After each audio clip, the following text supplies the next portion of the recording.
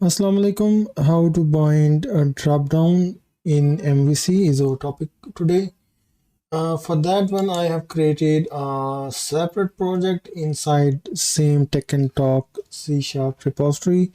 And recently, I have shown that we have separate folder for different types of application. Here we have a web MVC folder as well. Inside that, I have created MVC controls project, and for any tutorial related to any of the MVC based control, either it's server based or client based, we will be calling through a normal flow or through Ajax. We will be implementing that control inside this project. So today's control is drop down list. So let's get started. I have created a empty controller here already. Its name is dropdowns controller, and inside that I have created one action inline in view. What is mean by that? So there are various ways to populate drop down or bind drop downs in MVC, from data fetching perspective to the configuration perspective and where to place that logic. There are different ways. In this tutorial we are going to use views, and we will be creating that drop down and preparing the data for that one inside the view. The controller will be empty, that is currently you can see now. This section is just to show or render the view. So I already have created an empty view for that one as well. If I go to view, you can see this is empty for now, and if I press Ctrl F5, you can see on my browser that this is an empty view at the moment. So let's implement that drop down. Now for that one we will be using HTML helper tag, HTML drop down list. There are two options whenever we want to implement drop down list. One is drop down list and the other one is drop down list for. If we have the model in the view, we will go for drop down list for. For the moment we don't have the model, we will simply use drop down list inside overview. And if we try to use that method, you can see that there are a couple of options we have.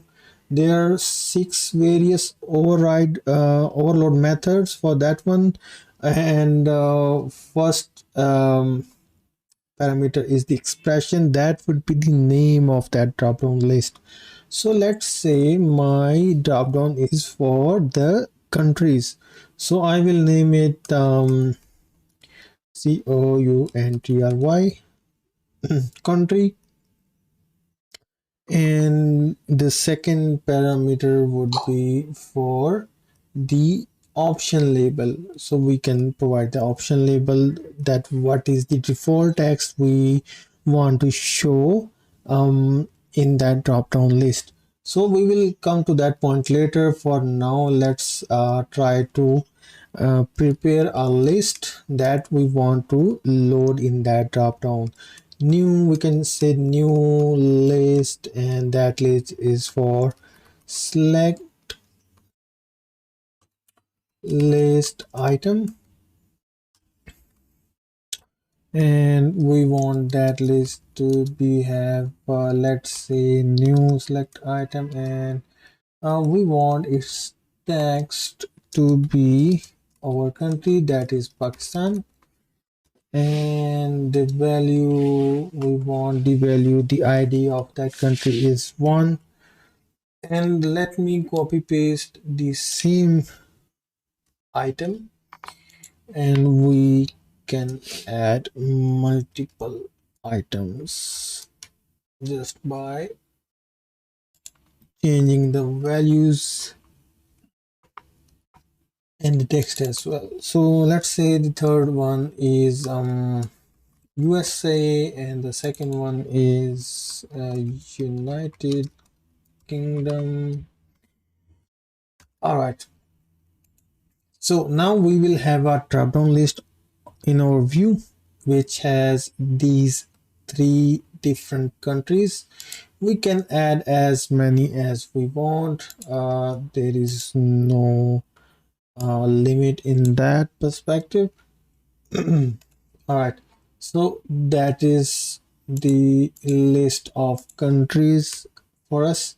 Let's see what is the third option in that parameter list. So third option now is the option label.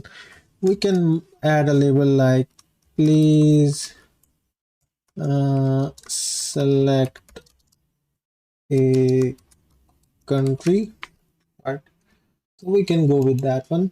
Let me press Ctrl S and Ctrl F5 to see the changes on my UI.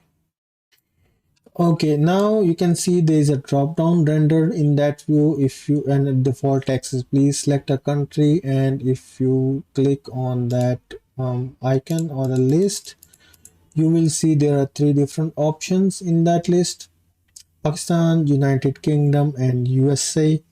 As soon as I click on any of that option, that gets selected. And if you want to double check the exact value of that selected item, you can go to the inspect element, and you can now see in that select parent there are a couple of options, and for all of these options they have the string inside that option and the value attribute as well. So value attribute values are 1, 2, 3 respectively. So that's what we were required. now now let's come to the styling part. How we can style this list. There are a couple of ways. On the top of those ways, we have an option to provide HTML attributes. And how we can do that? We can just simply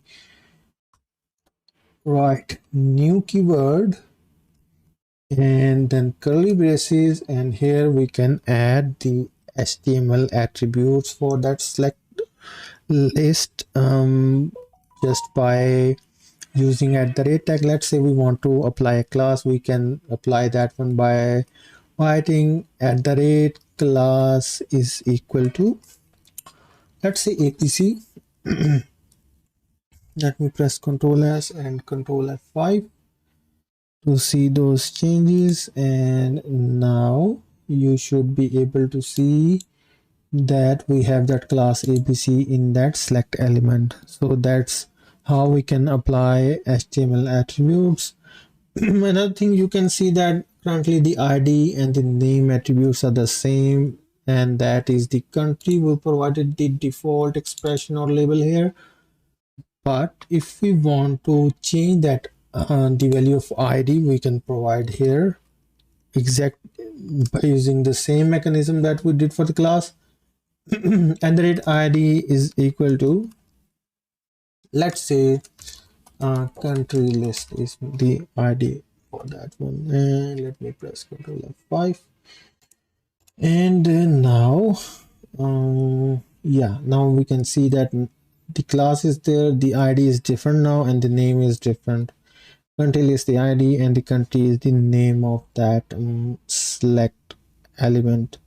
So this is how we can provide the styling elements here. By using new keyword, we can provide as much attributes as we want. We can provide custom attributes which were required mostly for the different purposes. Let's say for the testing automation purpose, we want to add different attributes here in that list. We can do that. And also let's assume that we want to make the changes in our UI related to accessibility guidelines, so accessibility attributes can be applied here as well. So we can do these things, and also we can apply the raw styles as well. So for that one, we can again we'll write @styles is equal to, in double quotations, we can provide, let's say, width colon, the same way we provide styles in the CSS. we can say 100% and the background is some red.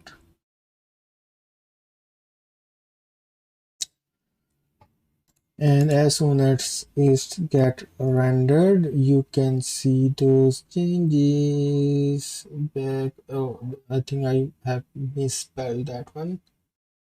That should be style and that should be background. Let me run this again. And now we can see the width is 100% and the background for this select element is red. So that was the first option for the drop down list. We have couple of different options. We will explore those options in the coming episodes. We will be updating the same controller inside the same project, so stay tuned for the much more that is coming on the way. Thanks everyone for watching, and in case of any question or queries, to ask in the comments. Till the next video, bye bye and Allah Hafiz.